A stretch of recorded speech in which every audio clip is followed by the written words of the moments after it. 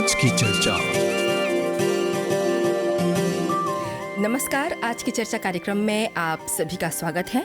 आज की चर्चा ई कार्यक्रम में आज हमनी के जोन विषय बा उ हमनी सब कोई से जुड़ल बा एगो ऐसन संस्था जेकर सहयोग, जेकर सेवा हमनी सब कोई रोज़ाना प्राप्त करेला जा। बात करत है जा सीबी के।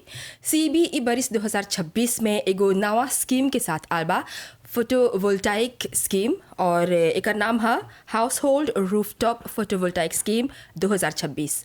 और ई स्कीम में कौन नवापन बा कहे कि लगभग 10 बरिस से ओकर से जस्ती ही हमनी के देश में फोटोवोल्टाइक के जोन इंस्टॉलेशन बा, ओकर जोन सेवा बा स्थापित बा। लेकिन 2026 में जब ई नवा स्कीम आवता त एकर अंतर्गत कौन कौन नवा बात बा, काहे ई सब नयापन आनल गल बा, ई सब पर बातचीत करे खातिर आज हमनी संगे दुगो मेहमान हवन सीबी के। पहला था सीबी के कस्टमर सर्विस अफसर श्री धर्मराज जूतन जी नमस्ते। नमस्ते किरण जी। और दूसरा हमनी के हवन सीबी के इंजीनियर श्री भूमेश नरसिंह जी। नमस्कार नरसिंह जी, आप दोनों जना के आज स्टूडियो में स्वागत बा। और देखत है जा कि एक सप्ताह से जस्ती समय से हमने सुनले आवत है जा रेडियो और टीवी पर और अखबार में कि सीबी एगो नवा स्कीम के साथ आल बा फोटोवोल्टाइक के। त हमने चाहत है जा कि आज एक कार्यक्रम में आप लोग जनता के बतेबा जा, समझेबा जा कि ई नवा स्कीम का है, कौन नयापन बा ई फोटोवोल्टाइक इंस्टॉलेशन में जो रूफटॉप हाउस होल्ड रूफटॉप से जुड़ल बा, केकर एकर से सीधा संबंध बा, के एकर से फ़ायदा होई होला बा। ये सब बात पर आप लोग हमी के थोड़ा जवाब दे बजा आज। लेकिन सबसे पहले हमनी के ई बतावा कि ई नवा स्कीम में ऐसा कौन ची बा जोन जनता खातिर एगो आकर्षण बा। हाँ, नरसिंह जी। में एक है बात समझे के पहले ये समझे के चाहें कि हमनी के सरकार के काहे है स्कीम लॉन्च कर ले। हाँ, काहे तो जाने ना, जैसे सरकार पहले से बोल रहा हमनी एक टारगेट अचीव करे खोजते हैं सर 60% l'énergie renouvelable by 2035। तो है टारगेट वा अचीव करे खातिर तो ढेर प्रोजेक्ट इम्प्लीमेंट करते हैं सर।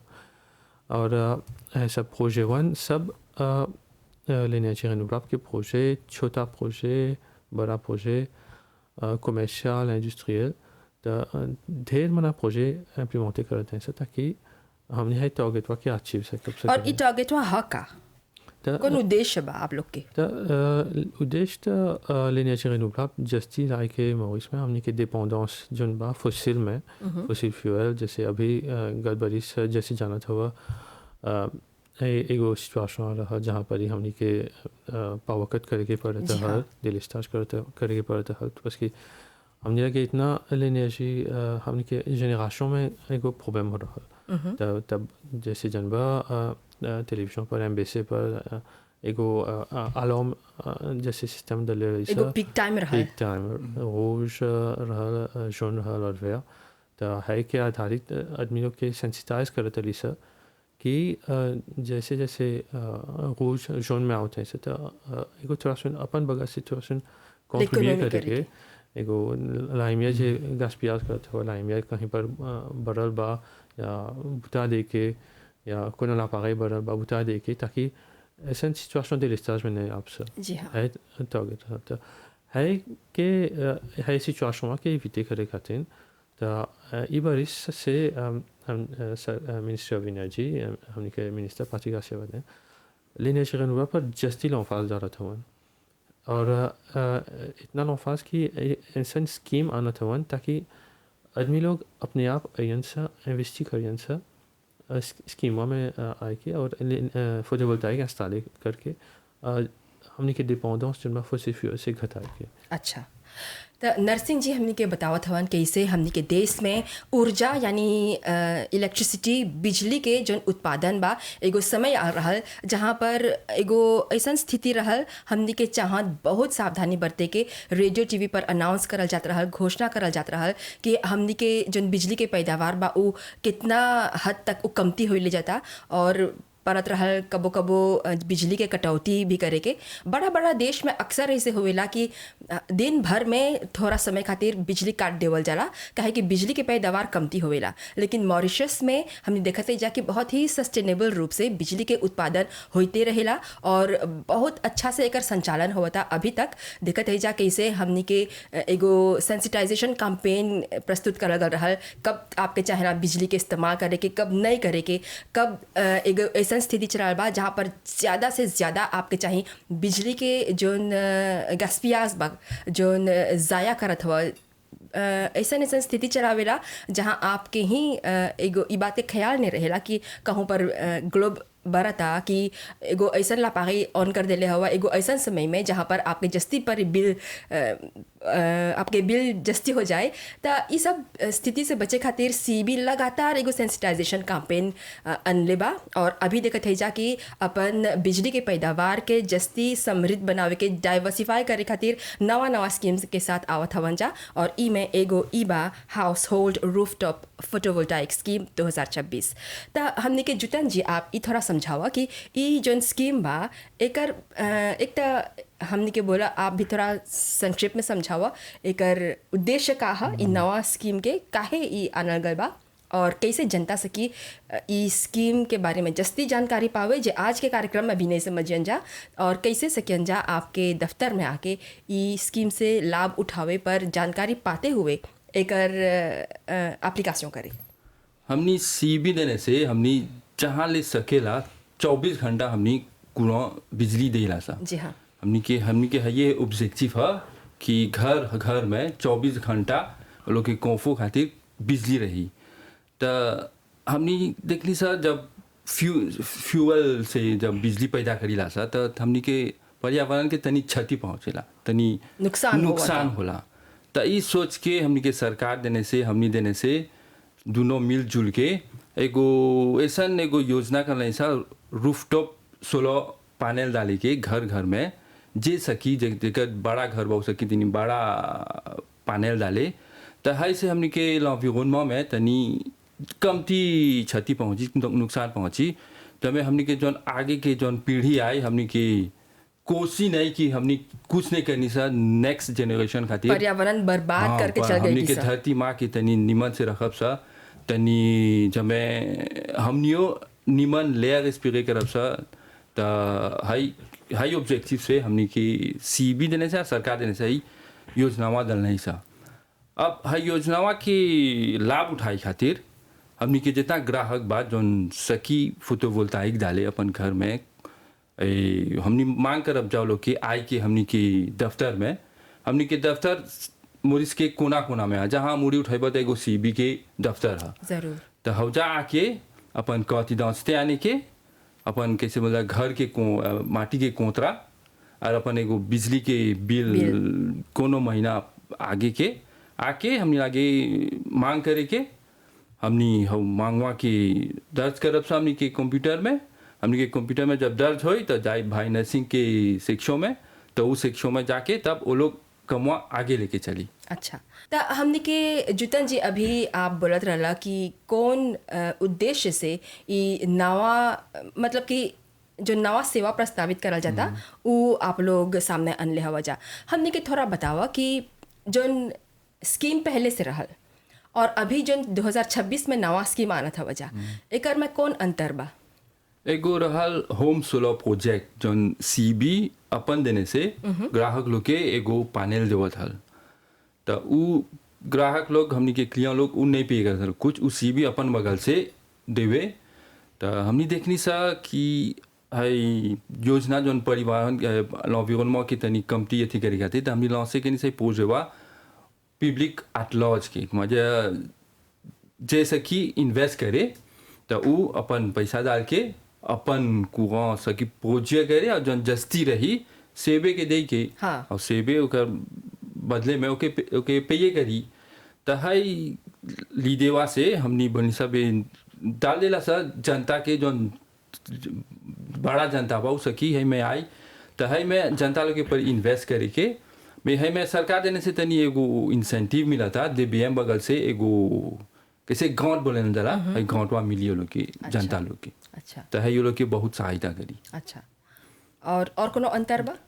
अंतर बा तू दे पा आगे 5 किलोवाट रहल 8 किलोवाट और अब 50 किलोवाट ले सकेला सकबा एगो पैनल डाले तो हर अच्छा रूफ पर दे पाऊँ बा। हाँ, और ये भी दिपावा कि ई बात पर निर्भर बा कि आपके जोन बिजली के उपभोग बा कितना कंसोमे करेला, हाँ। कितना आपके चाहिए हाँ ओकर हिसाब से। हाँ ओकर हिसाब से अब अपन पैनल डालबा। जरूर। अब ढेर पैनल बड़ा पैनल डालबा तो कंसोमेशन उतना नहीं बा। छोटा बा तो नहीं बोला पेन बा। हाँ। ती तो हम अपन सब अपन एगो कोट करके तब एगो पैनल बैठा के जरूर अपन। जरूर। नरसिंह जी, अभी जोन बात जुतन जी बोलन थोड़ा हमके विस्तार से समझावा, आप जो वहाँ पर एगो इंजीनियर हवा। जाने जैसे जुतन जी बोलन सीबी में मिनिस्टर से के इनिशिएटिव से différents projets lancés कर रहे हैं सर। तो हमने प्रोजेक्ट लॉन्च करे सर ओबाद लेशर आदमी खाते हैं, मिडिल इनकम खाते हैं और हाई इनकम खाते हैं।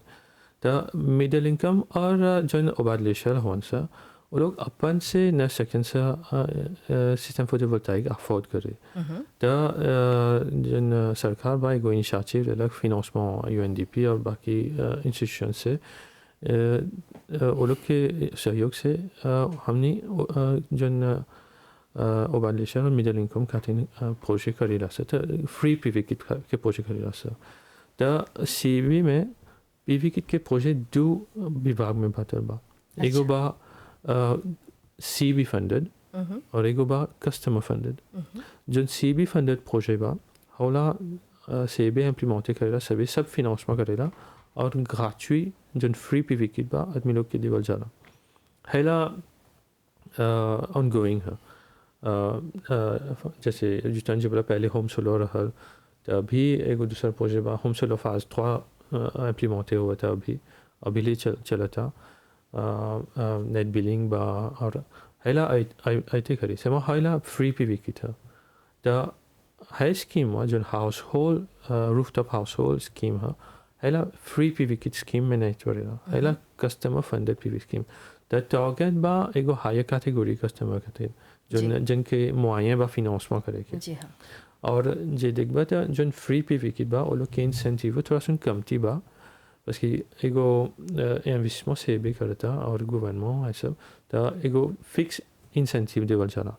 जैसे होम सोलर में एगो फिक्स इंसेंटिव रहल 433 रुपये मिलता है monthly on A monthly basis. House hold जो कस्टमर फंडेड स्कीम में बा होला में इतना इंसेंटिव नहीं मिलेगा, जस्टी इंसेंटिव मिलेगा, जस्टी इंटरेस्ट रहेगा और इन्वेस्टमेंट में क्लियों के करे के चाहेला। तो हैला है स्कीमा है कैटेगरी में पड़ेला। तो है स्कीमा पहले से हर बारी जिन स्कीम लॉन्च करे है स्कीमा जो हर लेकिन जाफिर के लॉन्च कर दे रही सा। तो इतना अंगूमो नहीं रहा, इतना लोग आदमी जनता लोग इंटरेस्ट नहीं होता ना सा। तो नेशनल बजट में हमने के प्रधानमंत्री अनाउंस करलन कि है स्कीमा खातिर एगो ग्रांट 75,000 रुपये ले ग्रांट मिली इन्वेस्टमेंट में, राइट। तो जब है अनाउंसमेंट होल तब एगो एनकरेजमेंट पब्लिक के लोकल। तो 11 जुलाई के एगो फंक्शन हो रहा जहाँ पर हमने के मंत्री हमने के मिनिस्टर ऑफ एनर्जी और जूनियर मिनिस्टर ऑफ फाइनेंस रहा। वो लोग ऑफिशियली है ग्रांट स्कीम के लॉन्च करना सर।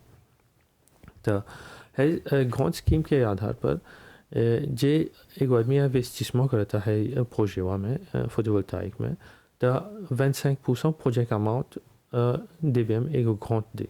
अच्छा। Up to a maximum of 75,000 rupees, maximum 75,000 रुपये वो लोग के मिली। से वो फिनेंस मवा आदमी वहाँ के करके चाहिए, जरूर हैला जनता लोग के समझे के चाहिए। तो जब है स्कीम लॉन्च हुई तो खाली है इंसेंटिव नहीं बा, देखे के चाहिए जब सिस्टम दलियन से बाद में जब फंक्शन हो तो वो लोग के कौन लाभ होता है मिली। हाँ। तो हैला आदमी के समझे के चाहिए ना कि दो को क्वालिटी के पेमेंट मोडालिटी रखते हैं सर, राइट, ताकि वो लोग के फाइनेंशियल इंसेंटिव मिले है कि आधार पर वो लोग के कैलकुलेशन करे के चाहिए। एगो बा ग्रॉस मीटरिंग पेमेंट मोडालिटी और एगो बा नेट मीटरिंग पेमेंट मोडालिटी।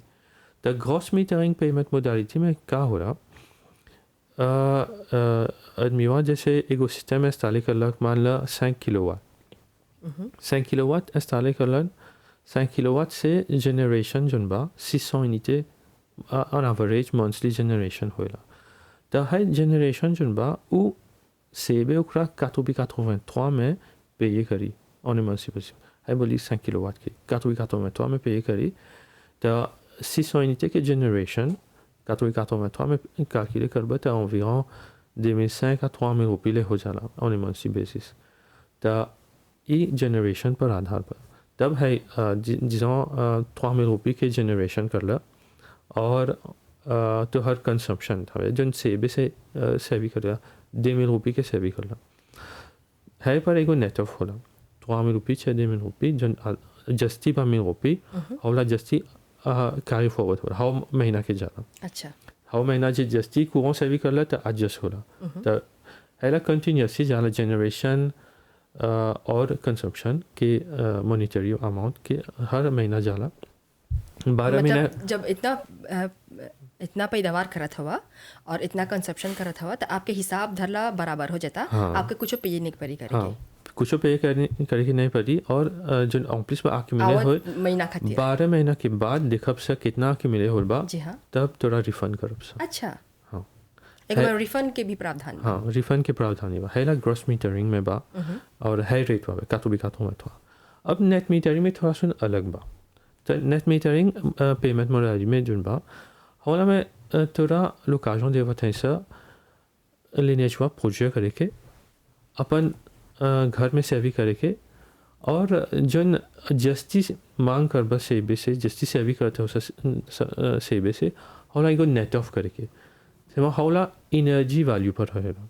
मान ला 5 किलोवाट के सिस्टम में इंस्टॉल कर ला 600 यूनिट के जनरेशन होल तो 600 यूनिट के जनरेशन है ला घर में सेवी करबा थोड़ा सा एक्सपोर्ट करबा और 400 यूनिट टू सेबे से सेवी कर ला तो है ला एगो नेट ऑफ जैसे होए और एनर्जी के नेट ऑफ होए और 200 यूनिट जो जस्ती एक्सेस रही हौला रेजो में जाए। रेजो में एगो स्टोरेज स्टोर करब सर जैसे मान ला स्टोर है सर रेजो में जाए और हर महीना कैरी फॉरवर्ड हुई एनर्जी के आधार पर और 12 महीना के बाद हौला 3 रुपये पर थोड़ा पे करब सर।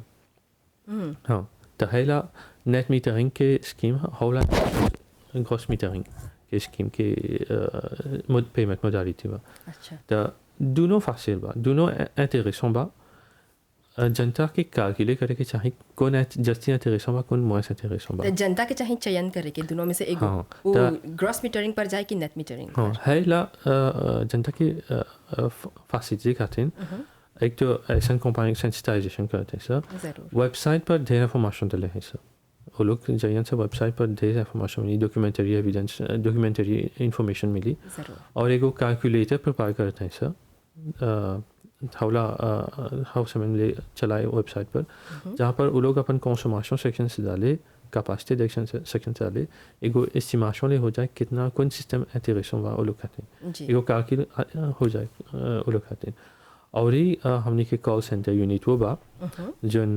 8912 पर एक्सेसिव बा। वो लोग के सुने कर बा वो लोग जस्ती इंफॉर्मेशन जे कोनो क्वेरी रही स्कीम पर वो लोग है पर इंफॉर्मेशन दियन सर।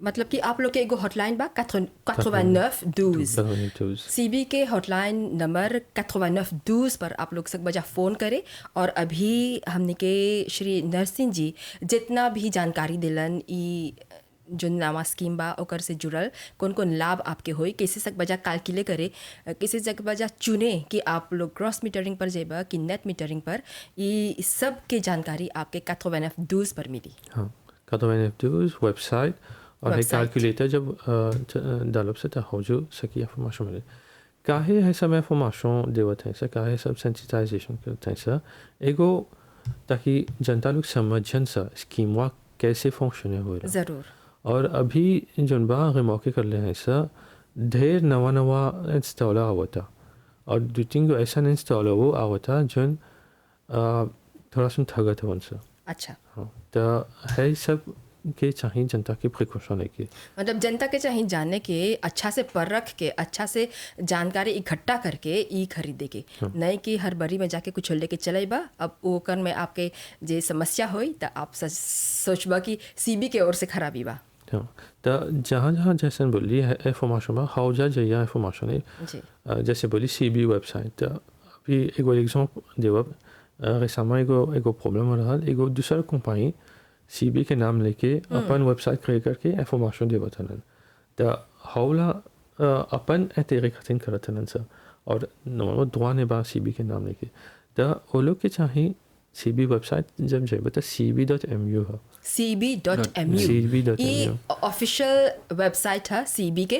cb.mu के अलावा कोनो भी वेबसाइट पर नहीं जाइए, कहे कि नकलची पेज भी बा जहाँ पर समस्या खड़ा हो रहा और सीबी के पड़ा रहा एगो कम्युनिके जारी करे के और नहीं समझल रही जा काहे ई कम्युनिके आ रहा। तो अभी आप बतावत हवा कि आपके चाहिए खाली और खाली cb.mu पर जाएंगे। और लोन खातिर डीबीएम की वेबसाइट पर जिस इंफॉर्मेशन मिली और डीबीएम के सकबर कॉल करे है सब जहाँ राइट इन्फॉर्मेशन सकी मिले। ज़रूर। तो जैसे बोला थे दो को मुझे आई थी बात पेमेंट खातिर। तो अभी थोड़ा सा टेक्निकल बोला ताकि जस्टिस समझ पाए। तो पहले जब स्कीम लॉन्च कर रही से तो एगो रिक्वायरमेंट रहा कि ओब्लिगाटो में चाहे ना बातरी डाले के जी। तो अभी है रिक्वायरमेंट थोड़ा सा आलेजी कर ले सर। अभी जन बा अब तो 3.5 किलोवाट जे एगो आदमी इंस्टॉल करता तो ओब्लिगाटो नहीं बात बातरी डाले के सकबा 3.5 किलोवाट विदाउट बैटरी इंस्टॉल करे तो मुझे 3.5 किलोवाट से जस्ती जाएगा 3.5 किलोवाट से जस्ती तब ओब्लिगाटो में परी बैटरी डाले के और एगो मैक्सिमम एक्सपो जब सकबा करे से 15 किलोवाट से जस्ती एक्सपोर्ट ही नहीं सकबा करे। अच्छा। राइट एक्सपोर्ट ही बोलते हैं रेजो में एक्सपोर्ट ही नहीं सकबा करे सिर्मा जे चाहबा तब बैटरी सकबा डाले और पाछे पैनल सकबा 50 किलोवाट ले डाले। तो है ला थोड़ा सा टेक्निकल है आदमी लोग थोड़ा सा सेकेंड से कन्फ्यूजन हो लोग के। तो काहे एगो लिबर्टी जल्दी सा 50 किलोवाट पैनल्स से वो एक्सपोर्ट 15 किलोवाट जाने कोनो आदमी बा जिनके कंजम्पशन एनर्जी कंजम्पशन जस्ती बा और एक्सपोर्ट ढेर नहीं करेलन सर। तो का कुछ खोजेलन सर कि एगो सिस्टम डालन सर बस अभी जब बैटरी डालियन सर बैटरी से कौन सी हो जब पैनल से एनर्जी प्रोड्यूस हो हौला बैटरी में स्टोर हो और बैटरी से घर में सेकेंड से सेव करे। तो जितना पैनल डालियन सर जितना बैटरी डालियन सर उतना जस्ती सेकेंड से स्टोर करे और घर में सेव करे। अब कोनो आदमी के कंसोमेशन ढेर बा कोनो आदमी के सब देखबा 25,000 रुपये 50,000 रुपये रेजिडेंशियल के बोलते हैं बस है स्कीम खाली रेजिडेंशियल कस्टमर्स के है खाली अपन आपके निजी उपभोग के है अपन घर खातिर है बिजनेस खातिर नहीं है।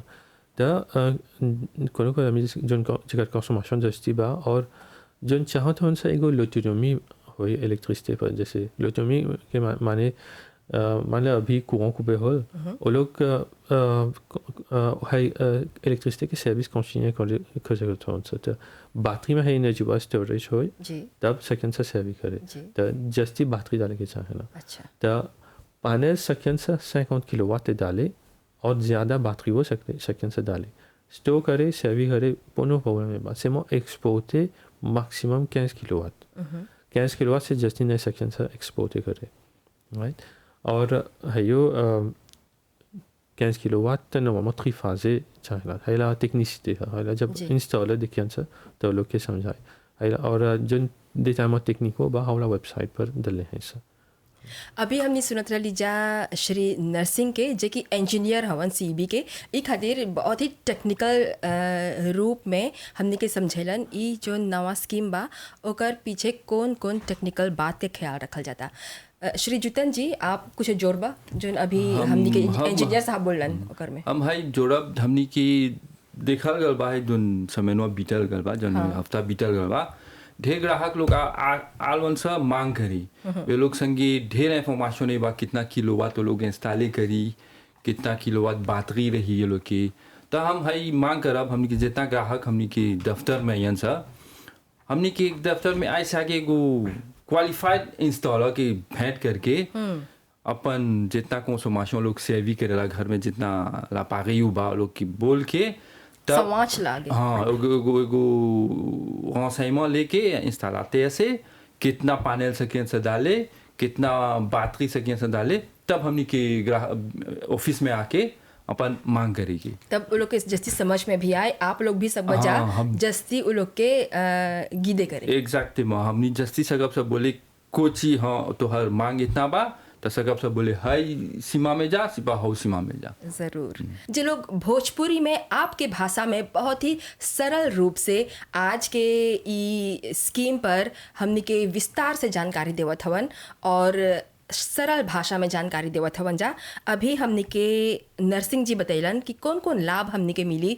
ई नवा स्कीम से। एक तो डीबीएम आपके ग्रांट दे और ई ग्रांट के बारे में और जानकारी पावे खातिर आप सब बात डीबीएम जाए या ओकर वेबसाइट पर जाए और फिर सीबी के ओर से आपके एक तो ग्रॉस मीटरिंग और दूसरा नेट मीटरिंग के ई दूगो जोन ऑप्शन बा ओकर चयन सकबा करे एकर पर अभी आप जानकारी देला कि कैसे आप सकबा आपके जोन उपभोग बा आपके जोन कंसोमेशन बा ओकर हिसाब से अपन जोन प्रोजेक्शन बा वो करे और फिर जोन बच जाए जे एक बरिस के बाद आपके रिफंड भी होई होला बा और ई जोन दोनों चयन जोन दुगो विकल्प ऑप्शन बा एकर पर जस्ती जानकारी पावे खातिर आप सकबा सीबी के वेबसाइट cb.mu पर जाए या फिर हॉटलाइन 8912 पर फ़ोन करे या फिर जैसे अभी जुतन जी बोलन सकबा आप कोनो भी सीबी के कस्टमर सर्विस दफ्तर में जाके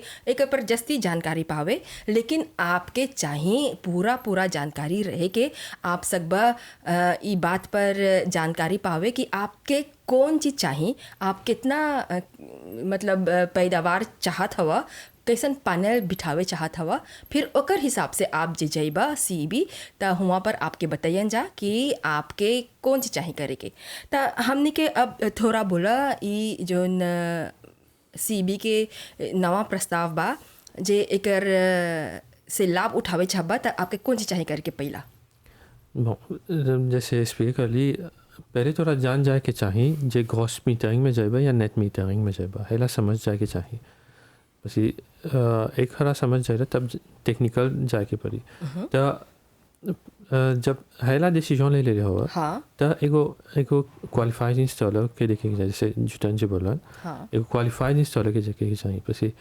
जाने इंस्टॉलर हुआ थोड़ा एक थोड़ा कोताशों हुआ देख कितना जी मैं दबो एगो कैलकुलेट करी एगो एस्टिमेशन करी कितना तोरा चाहेना इस्तेमाल करेंगे मान लो ग्रॉस मीटरिंग में जब बोली इतना लिस्पास बा इतना पर सगमा इस्तेमाल करे ई के आधार पर कितना पैसा थोड़ा रिफंड थोड़ा मिली थोड़ा सेबे पे करी या मौसी कितना मिली ग्रॉस मीटरिंग पर काफ़ी आसान बा नेट मीटरिंग में थोड़ा सा ट्रिकी बा बस जब नेट मीटरिंग में जब हौजा बैटरी इस्तेमाल करबा हौजा कैलकुलेट करे खातिर तो कंसोमेशन के देखे के चाहिए तो बस जे ऐसने इस्तेमाल हुआ अली बिना कंसोमेशन देखे बोल दे इतना सब इस्तेमाल करे हौला थोड़ा सावधानी बरते के चाहिए तो ई जोन क्वालिफाइड इंस्टॉलर के बात करत हवा वो इंस्टॉलर आपके घर पर आए आपके मीटर देख के बोली आपके नॉर्मल तो घर पर आए के निश्चय नहीं बा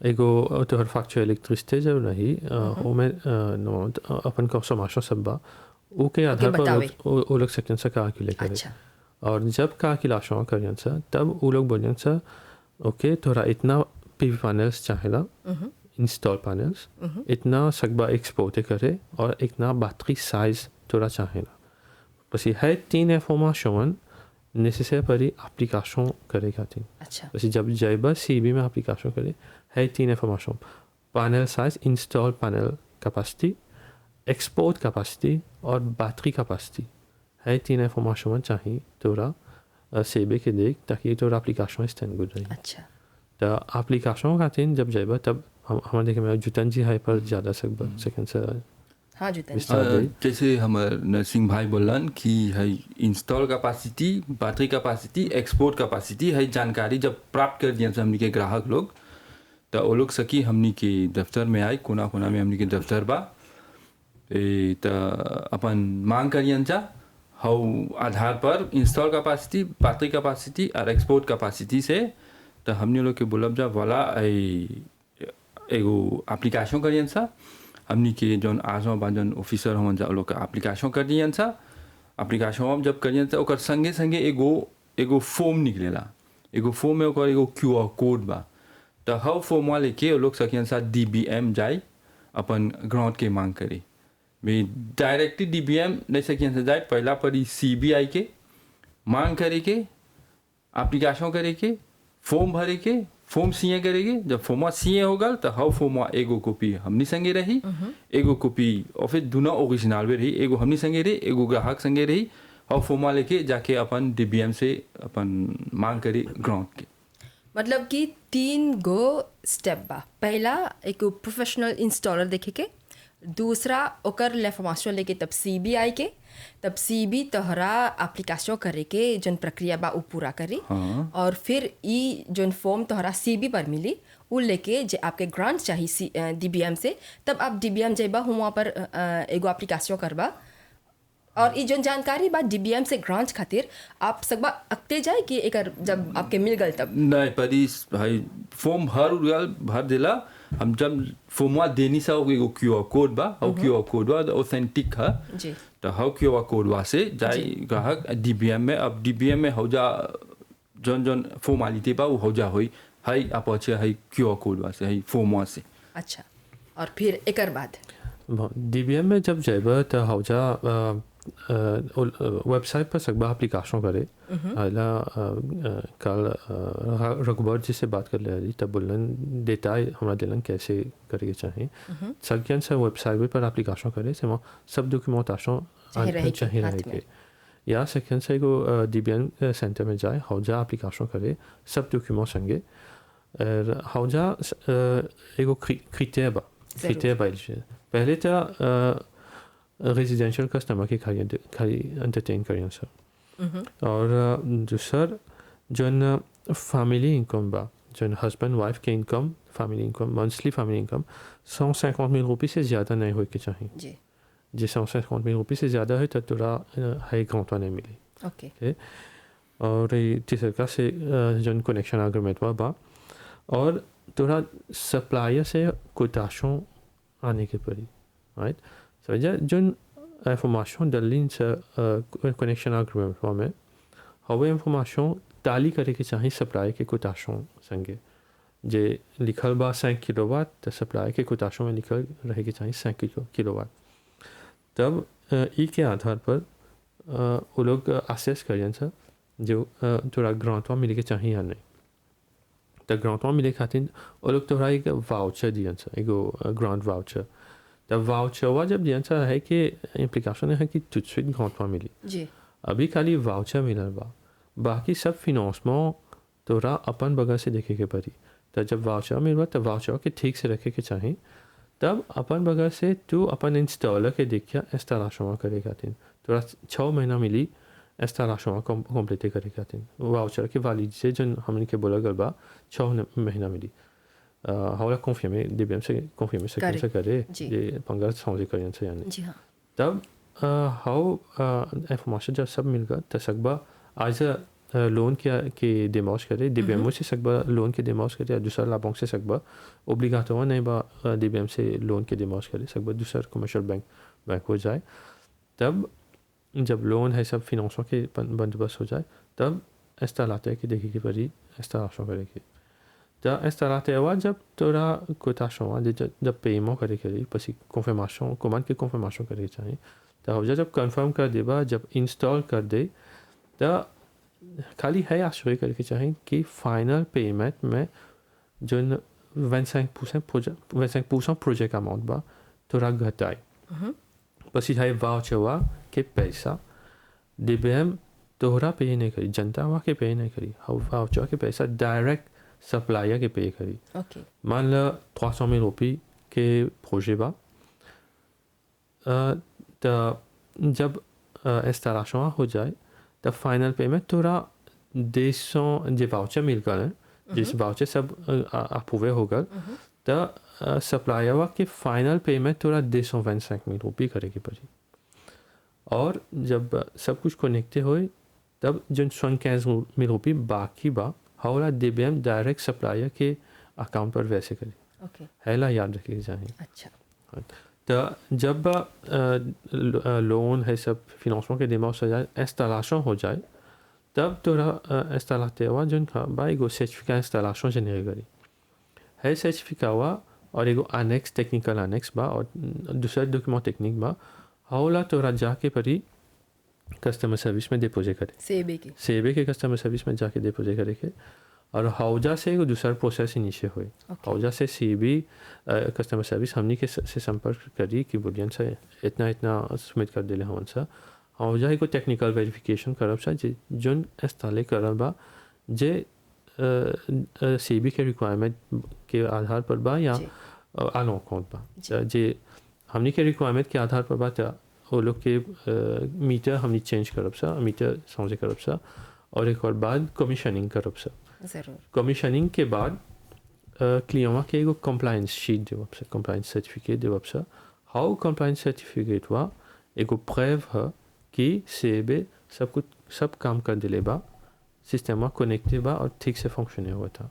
हाउ कंप्लायंस डॉक्यूमेंट हुआ लेके तोहरा परी देबे फिर से जाके बोले कि है डॉक्यूमेंट बा, कंप्लायंस सर्टिफिकेट सब काम हो गया बा। अब वाउचर के आधार पर 75,000 रुपये या 25% प्रोजेक्ट अमाउंट सप्लायर के पे करेगी। है फाइनल स्टेप है। तो जैसे सुनला आज के ये प्रोग्राम में देख लीजिए ई सोलर पैनल के जन प्रक्रिया बा शुरू से अंत तक कैसे चली। हमने संगे खाली 2 मिनट रह गल बा। नरसिंह जी, हम एगो जुतन जी, हम एगो चीज जोड़े खोजब भुला के नहीं सब शुरू में बोले के जे हमने लागे आई मांग करे एप्लीकेशन करे एगो प्रोसेसिंग फी 2,000 के प्रोसेसिंग फी है भुला के नहीं सब बोले के परी पे करे की 2,000 की प्रोसेसिंग फी है जोड़ी करनी। अच्छा, तो आज के कार्यक्रम में आप लोग भाग ले जा, बहुत बहुत शुक्रिया। अंतिम में कुछ बोले चाह बजा, जोड़े चाह बजा एक दो शब्द। हाँ, तो हम आपको खासे करती जनता के है प्रोजेक्ट में इन्वेस्ट करे के बस एगो निमन प्रोजेक्ट है ढेर हमको खास में मिला था। और 75,000 रुपये ग्रांट या 25% प्रोजेक्ट अमाउंट के ग्रांट एगो vraiment निमन इंसेंटिव। और हाउस होल्ड में पति पत्नी के भी जन पगार बा 150,000 ये भी अच्छा एगो अच्छा बाहर रखल गल बा। हम जन बोले खुदी हमनी के l'environnement के जस्ती आर नुकसान नहीं पहुंचाब सा है सिस्टम से है स्कीम से जनता लोग के मांग करब गोर हाथ जोड़ के मांग करब कि है मैं इन्वेस्ट करे के हमनी के पर्यावरण के कमती क्षति पड़ी बचावे के सुरक्षा करे के निमन से सांस लेब सब प्योर एयर। और ग्लोबल वार्मिंग गर्मी बढ़ले जाता वो भी उतना नहीं बढ़ी। हमनी के जोन आगे के जेनरेशन बच्चा लोग बा लोग हमनी के कोशिश नहीं ज़रूर। तो श्री नरसिंह जी, श्री जुतन जी, आज आप लोग फजीर अपन कीमती समय निकाल के आज अला जा सीबी की ओर से सीबी और आप दोनों जना के बहुत बहुत शुक्रिया। एगो अगला कार्यक्रम में एगो विषय के साथ फिर आवब जा। आज आशा करत है जा ई विषय पर आप लोग के पूरा जानकारी मिलल। जे जानकारी कमती हुई तो आप सक बजा वेबसाइट पर जाए, सक बजा हॉटलाइन पर फ़ोन करे और हॉटलाइन नंबर है 8912 या फिर आप सक बा सीबी के कोनो भी दफ्तर में जाके ये सब जानकारी हासिल करे। आप सब कोई के आपके ध्यान खातिर बहुत धन्यवाद। नमस्ते। आज की चर्चा।